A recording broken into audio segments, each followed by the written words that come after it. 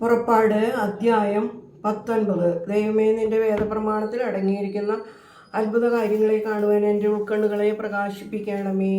ആമീൻ. Israel മക്കൾ മിസ്രയീമിൽ നിന്ന് യാത്ര പുറപ്പെട്ടതിൻ്റെ 3-ാം മാസത്തിൽ അതേ ദിവസം അവർ സീൻ മരുഭൂമിയിൽ എത്തി.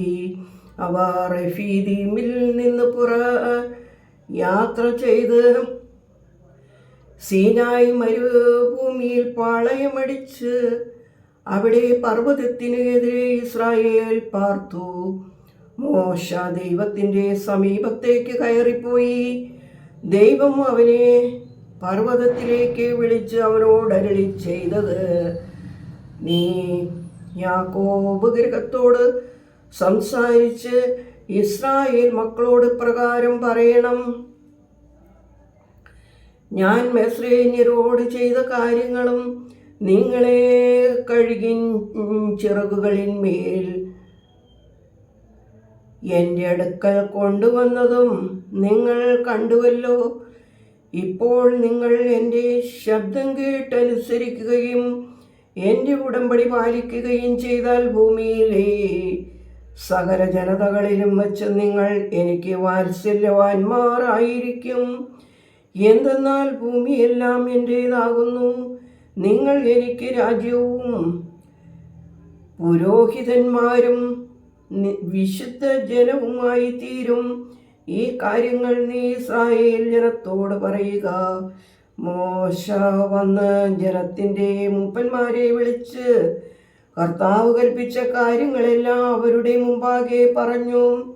കർത്താവ് അരുളി ചെയ്തതെല്ലാം ഞങ്ങൾ ചെയ്യാമെന്ന് ജനമെല്ലാം ഒരുമിച്ച് ഉത്തരം പറഞ്ഞു.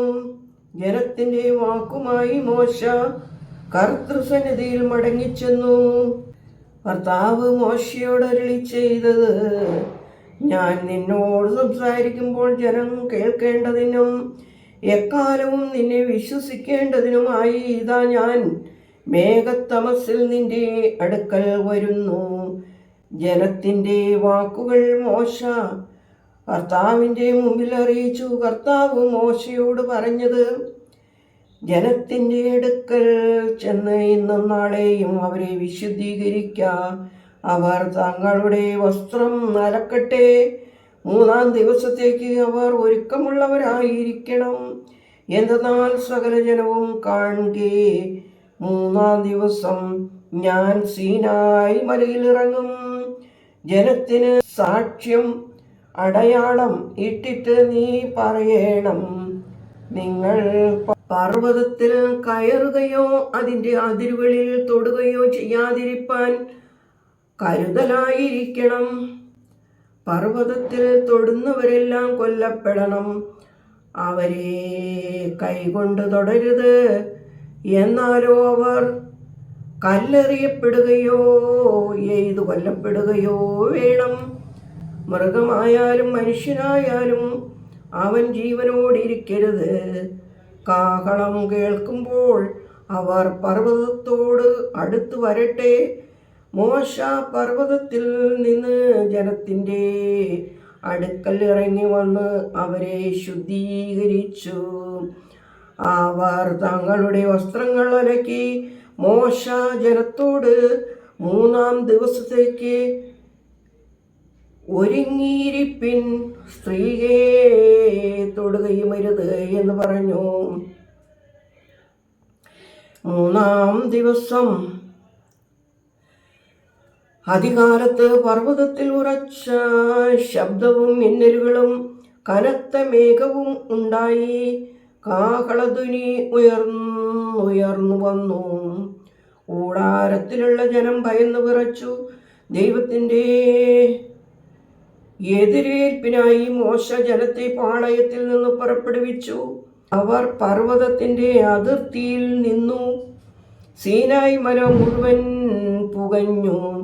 എന്തെന്നാൽ അഗ്നിയിലാണ് കർത്താവ് അതിന്മേൽ ഇറങ്ങിയത്. തീച്ചൂളയുടെ പുക പോലെ അതിൻ്റെ പുക പൊങ്ങി. പർവ്വതം മുഴുവൻ നന്നായി കുലുങ്ങി. കാഹളധ്വനി അത്യന്തം ശക്തിപ്പെട്ടപ്പോൾ മോശ സംസാരിക്കുകയും ദൈവം ഉച്ചത്തിൽ മറുപടി നൽകുകയും ചെയ്തു. സീനായ് പർവ്വതത്തിൻ്റെ കൊടുമുടിയിലേക്ക് കർത്താവ് ഇറങ്ങി പർവ്വതത്തിൻ്റെ കൊടുമുടിയിലേക്ക് മോശയെ വിളിക്കുകയും മോശ കയറി ചെല്ലുകയും ചെയ്തു. കർത്താവ് മോശയോട്, നീ ഇറങ്ങിച്ചെന്ന് കർത്താവിനെ കാണുവാനായിട്ട് കടന്നു വരരുതെന്ന് അവരോട് നിർദ്ദേശിക്കുക, അല്ലെങ്കിൽ അവർ അനേകർ വീണുപോകും. കർത്താവ് അവരോട് കോപിക്കാതിരിക്കേണ്ടതിന് കർത്താവിനോട് അടുക്കുന്ന പുരോഹിതന്മാരും വിശുദ്ധീകൃതർ ആയിരിക്കണം. മോശ കർത്താവിനോട് പറയുന്നു, ജനത്തിന് സീനായി പർവ്വതത്തിലേക്ക് കയറുവാൻ സാധിക്കുകയില്ല. പർവ്വതത്തിന് അതേറിയിട്ട് വേർതിരിക്കണം, വിശുദ്ധീകരിക്കണം എന്ന് നീ എന്നോട് അരുളി ചെയ്ത് ഞങ്ങളെ കൊണ്ട് സാക്ഷ്യപ്പെടുത്തിയിട്ടുണ്ടല്ലോ. കർത്താവ് മോശയോട്, നീ ഇറങ്ങിപ്പോയി നിന്റെ സഹോദരൻ അഹ്റോനുമായി കയറി വരിക. എന്നാൽ പുരോഹിതന്മാരും ജനവും കർത്താവിൻ്റെ സന്നിധിയിൽ കയറി വരുവാൻ തുനിയരുത്, അല്ലെങ്കിൽ അവരിൽ ചിലർ മരിച്ചു പോകും. മോശ ജനത്തിൻ്റെ അടുക്കൽ ഇറങ്ങി വന്ന് ഈ കാര്യങ്ങൾ ജനത്തോട് പറഞ്ഞു. ദൈവമേ, സ്തുതി നിനക്ക് യോഗ്യമാകുന്നു. പാർക്കുമോ.